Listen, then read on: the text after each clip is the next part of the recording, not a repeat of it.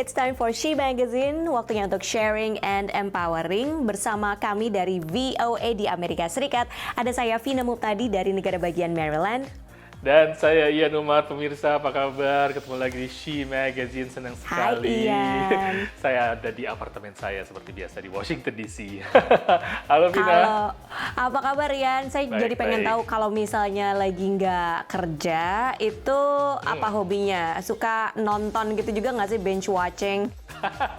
Binge watching itu kayaknya udah kewajiban banget, udah salah satu outlet untuk ngilangin stres selama masa pandemi ini. Ya, saya selalu nonton kayak live streaming dari beberapa layanan live stream, dan kebanyakan saya nonton justru dokumenter. Tapi ini agak-agak gitu. serem pemirsa, saya dokumenter tentang misalnya pemboman atau serial killer atau pembunuhan itu saya suka nonton. Agak serem memang.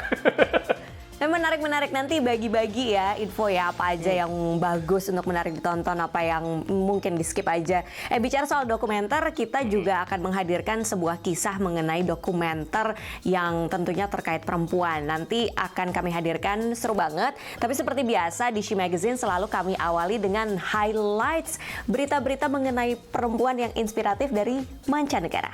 Meghan Markle dan suaminya Pangeran Harry akan memproduksi dan membawakan podcast berbendera Archewell Audio untuk Spotify.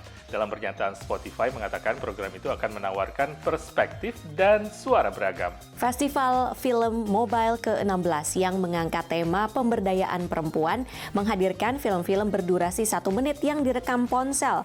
Penghargaan Grand Prix International diraih oleh Alisa Tritenko lewat film Career Path. Perempuan Inggris Samantha Davies kembali berlayar setelah singgah di Cape Town untuk memperbaiki kapalnya. Meski ia tidak bisa meneruskan lomba keliling dunia secara resmi karena menerima bantuan, dia tetap bertekad finish untuk amal. Seorang perempuan Spanyol berusia 104 tahun telah mengalahkan COVID-19 setelah dirawat inap 14 hari. Para dokter dan perawat di Madrid bertepuk tangan saat melepas Elena pulang dari rumah sakit. 16 perempuan Irak berharap dengan ikut tim gulat di Basra bisa melawan stereotip di negara yang konservatif itu. Sejak 2018, tim itu sudah ikut 2 turnamen lokal dan menang medali emas dalam kejuaraan Arab pada tahun 2019. Pemirsa, semakin banyak loh perempuan yang kini menekuni olahraga yang mungkin sejak dulu didominasi sama laki-laki. Kalau tadi di Irak ada yang olahraga tinju, ya kan? Nah, di Amerika Serikat sendiri nih ada sekelompok perempuan Native American atau perempuan suku asli Amerika yang memilih olahraga tinju. Lalu apa yang mendorong mereka? Sebenarnya, Vin, mereka ini ikutan olahraga tinju karena demi pencegahan, karena terjadi banyak yang namanya penculikan dan pembunuhan suku asli dari warga Amerika. Nah, suku asli dari Amerika ini, mereka menghadapi masalah-masalah seperti ini yang cukup polemik. Dan kisah mereka untuk ikutan tinju ini dan masalah epidemi ini diangkat dalam sebuah dokumenter.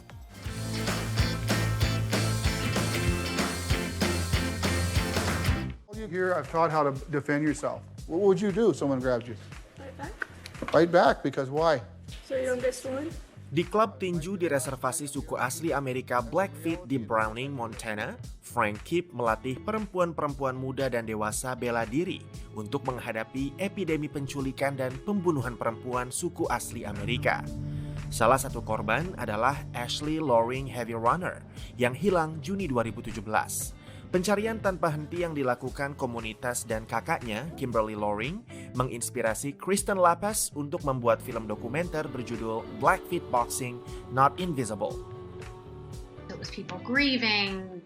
It was, people putting her wanted poster, the missing person posters up all over the reservation.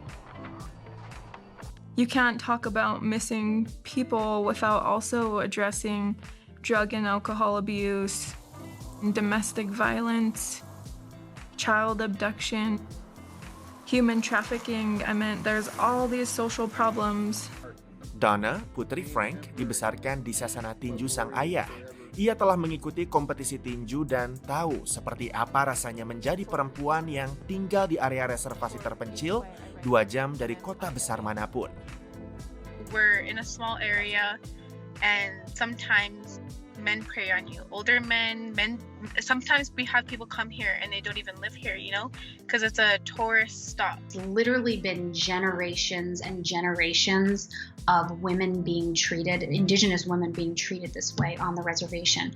From the outside people, the white man, from the men in their own community. Sebagai mantan pengawas masa percobaan reservasi Blackfeet, Frank sering menyaksikan anak-anak berjuang di tengah lingkungan yang disfungsional. It's talked a lot of kids out of suicide, created programs for kids we had vehicle accidents and we were losing kids bi-monthly.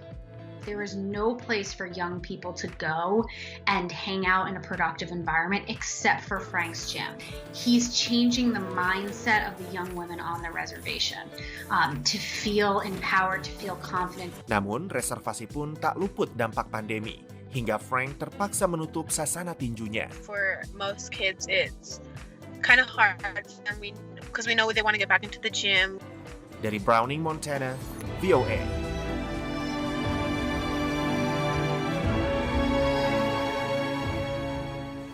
Sayangnya pemirsa, sasana tinju tersebut tutup akibat pandemi virus corona. Semoga para anak-anak perempuan Native American bisa menemukan suatu upaya lain untuk melakukan pemberdayaan diri dan juga sekaligus membela diri. Sebetulnya mereka tetap semangat nih latihan. Kan bisa latihan di luar kalau tinju. Oke, She Magazine akan kembali setelah yang satu ini.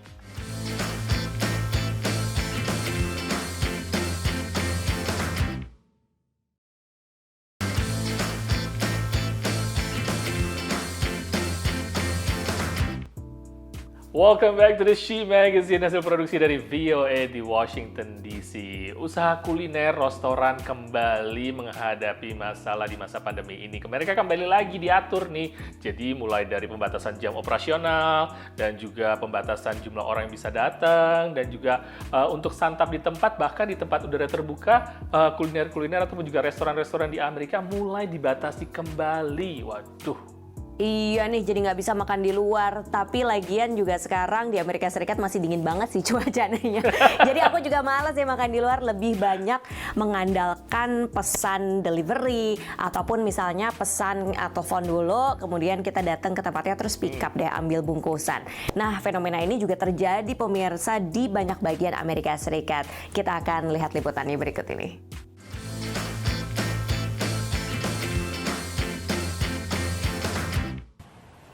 Restoran ini baru dibuka di pusat Kansas City, negara bagian Missouri, pada Februari. Selama 1,5 bulan, restoran ini ramai pengunjung. Lalu datanglah pandemi dan pemberlakuan PSBB. We're just taking it one day at a time and trying to figure out how we're going to survive, unfortunately, if things get worse. Oh, come on. Let's be real. Anyone in this new day and age of COVID, if they're acting like it's peaches and cream, they're living a false reality. Banyak restoran harus kembali menggantungkan pemesanan untuk dibungkus dan dikirim atau dibawa pulang.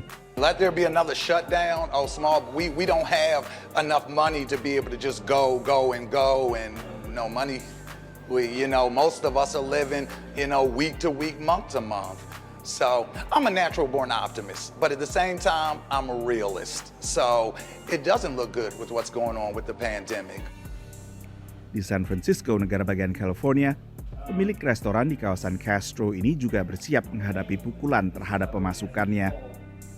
As far as the financial impact goes, I'm guessing it's going to be probably about a 30% impact for us, just on our in-house dining, meaning either outside or inside, not looking at any of the other to-go channels.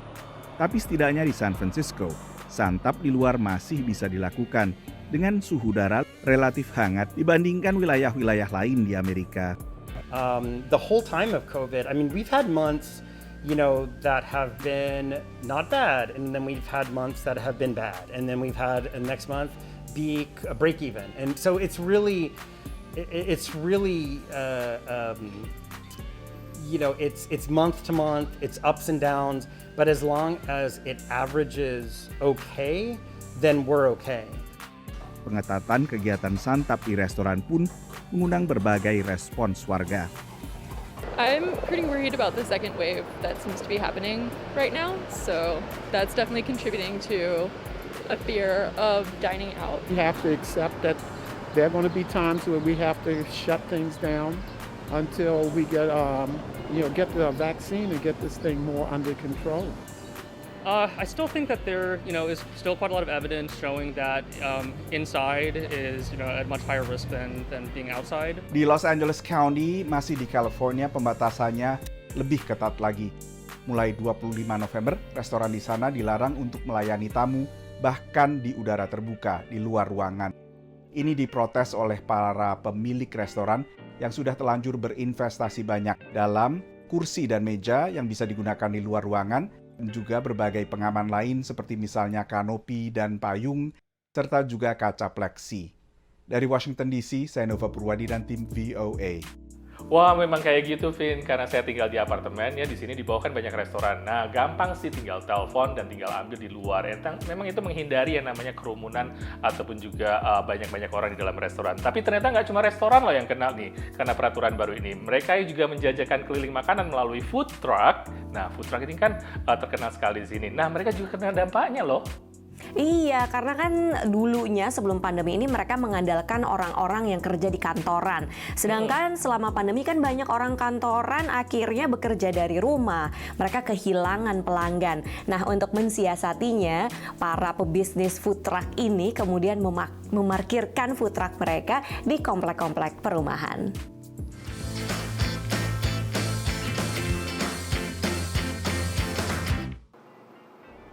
Sejak awal pemberlakuan PSBB pada Maret, tak banyak pekerja kantoran bekerja di kawasan Niaga, Seattle, negara bagian Washington.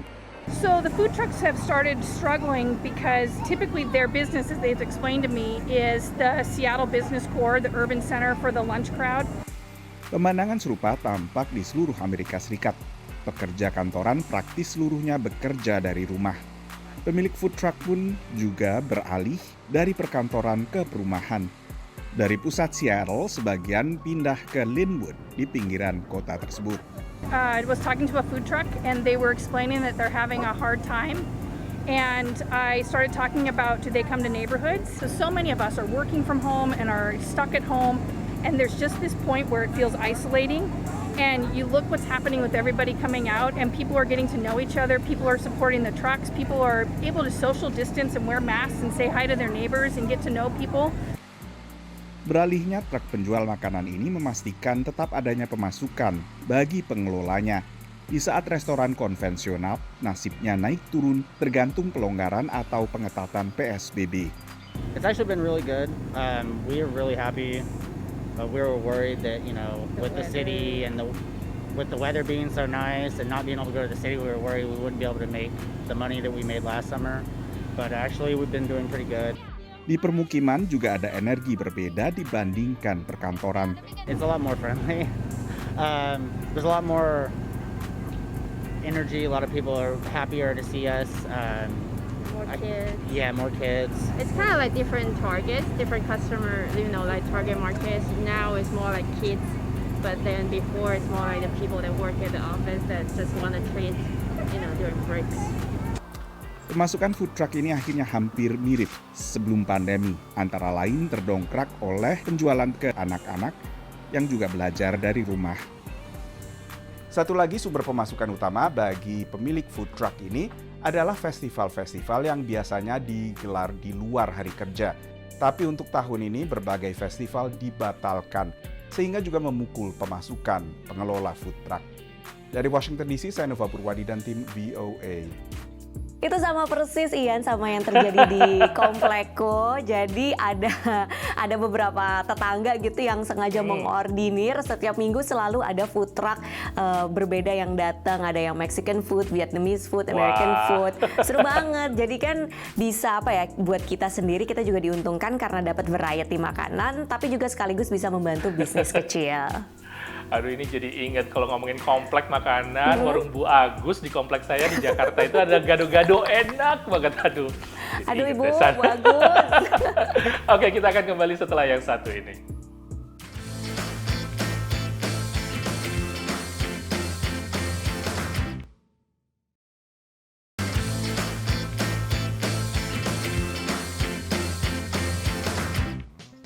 Welcome back di She Magazine, Sharing and Empowering. Pemirsa, karena pandemi virus corona, akhirnya kemungkinan orang bersosialisasi jadi berkurang. Saya misalnya gitu ya, saya sama Ian aja sekarang udah 9 bulan lebih ketemunya cuma lewat virtual ya kan, lewat kotak TV. Bener banget, tapi ini kayaknya virtualnya lebih advance nih, karena warga New York, mereka ada yang menggunakan virtual dunia realitas atau dunia VR. Nah ini kayaknya mereka bisa bertemu dengan teman-temannya, tapi tidak secara nyata. Seperti apa sih? Kita lihat yuk.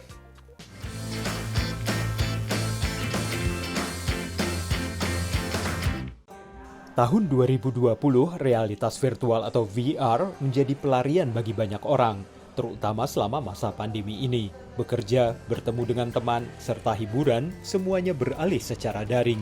Di galeri tampilan VR di jantung Manhattan ini terdapat 50 jenis atraksi virtual. Semuanya dirancang untuk membuat orang merasa tetap dekat meski jauh. The idea of VR world is really to come here to have this new form of social entertainment. And what I mean by that is, people coming to really enjoy themselves with virtual reality, enjoying a drink at the bar, really socializing together as a team. Mahasiswi dan blogger ini sudah mengunjungi dunia VR berkali-kali. Baginya ini adalah cara baru untuk aktif secara sosial saat sebagian besar tempat di kota New York masih tutup. We are now in a so unprecedented time, so everything is virtual. We don't really get to connect with our friends. We don't really get to go out or go watch a movie. But here you come and it's socially distanced. Everybody's wearing a mask and people sanitize you right when you walk in. And then you still get to be with your friends. Masker dan penyanitasi tangan adalah bagian dari dunia virtual baru ini. Tapi pembatas plexiglass adalah bagian dari desain aslinya yang kebetulan bermanfaat saat pandemi. It's more like a futuristic experience, like you're walking into the game. Terlepas dari banyaknya pilihan atraksi dan game, pengunjung cenderung memilih aktivitas multi pemain dan menghabiskan waktu luang bersama teman. It's too real. It's nothing fake. It's real and it's scary, very scary. I don't know. That's no more. It's too much. They made it seem like you're walking a plank. Seni di dunia virtual ini tampak sangat nyata berkat animasi 3 dimensi dan instalasi cahaya. It's definitely a way to escape reality and you can build your own world. Like for example, here my favorite one is a tilt brush. You can just paint anything you want, you can draw messages and you can just immerse fully in your artwork. Warga New York yang datang ke tempat ini mengatakan dunia virtual ini bisa membantu mereka melupakan sejenak realitas lainnya mengenai dampak pandemi yang masih sangat tidak menentu hingga saat ini. Dari Arlington, Virginia, saya Helmi Yohanes dan tim VOA. Wah, teknologi VR itu ya keren banget ya. Nggak cuma buat game, ternyata sekarang juga bisa buat untuk dunia kesehatan. Dan bahkan ternyata juga bisa digunakan untuk jadi alat untuk membantu merawat para lansia.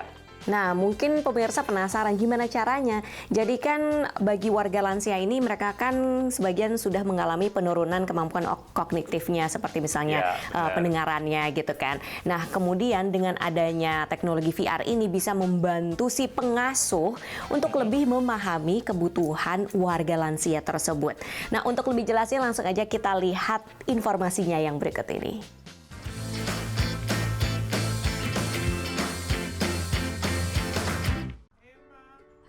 Bayangkan bila kita menderita penyakit Alzheimer atau kesulitan melihat dan mendengar. Isu kesehatan terkait usia ini kini bisa diselami lewat realitas virtual atau VR. It's part of our own future of aging. So if we can see ourselves in older people that might have these slight changes, just a matter of patience and knowledge could help reduce the stress and stigma of that disease. Carrie Shaw mendirikan Embodied Labs, sebuah perusahaan yang membawa pengguna ke dunia lansia untuk lebih memahami realitas mereka, seperti memasuki pengalaman mendengarkan kebingungan terkait dengan kehilangan memori akibat Alzheimer hingga kegangguan penglihatan. Ibu Shaw menderita penyakit Alzheimer. Kini ia menyadari bahwa pengasuh profesional pun merasa sulit berinteraksi dengan ibunya. Some would treat her like a child and she would sense that and And, she would kind of push back and say, I don't want to be talked down to like I'm a child. Perusahaan ini menawarkan perangkat lunak dan perangkat keras yang diperlukan untuk mendapat pengalaman VR yang membantu mengembangkan empati. Today we use a live action film that's also blended into a game engine so it becomes interactive. Jamie menggunakan Embodied Labs untuk melatih siswa perawat. Menurutnya, pengalaman VR mengenai menurunnya penglihatan ini membuka matanya. When you're in the headset, looking kind of to the side to view what's going on. I saw that tilt and I thought, I've seen that with patients so many times. And not recognized it as an opportunity to say, how's your vision? Untuk saat ini, Embodied Labs hanya menjual layanan bagi para lansia, karena menurut Carrie, pemanfaatan realitas virtual ini perlu dilengkapi dengan diskusi terpadu dan refleksi untuk memproses hal-hal yang dialami oleh pengguna, sehingga mereka menguasai cara mempraktekkan berbagai hal yang telah dipelajarinya. Dari Arlington, Virginia, saya Helmi Yohanes dan tim VOA. Asli canggih banget ya VR. Saya harus ngaku Ian, sampai sekarang saya belum pernah tuh ngerasain atau nyoba yang namanya teknologi VR. Kayaknya nggak tahu mahal nggak sih kayaknya ya? Sekarang sih dulu awalnya memang bisa ribuan, sekarang sudah sampai ya sekitar mungkin, I don't know, mungkin 200-300 untuk alat tersebut ya. Dan Dolar tinggal ya? subscribe, nah $200. Nah itu mungkin lebih affordable sekarang. Tapi memang teknologi VR ini sudah semakin canggih dan bagus sekali sudah merambah ke namanya dunia kesehatan atau juga dunia sains. Oke pemirsa, demikian She Magazine kali ini. Terima kasih sudah bersama kami dan saatnya buat pamit. Saya Ian Umar dari apartemen saya di Washington DC. Dan saya Vina Muptadi dari rumah saya di kota Silver Spring, negara bagian Maryland. Kita akan sharing dan empowering lagi minggu depan hanya di VOA She Magazine. Sampai jumpa.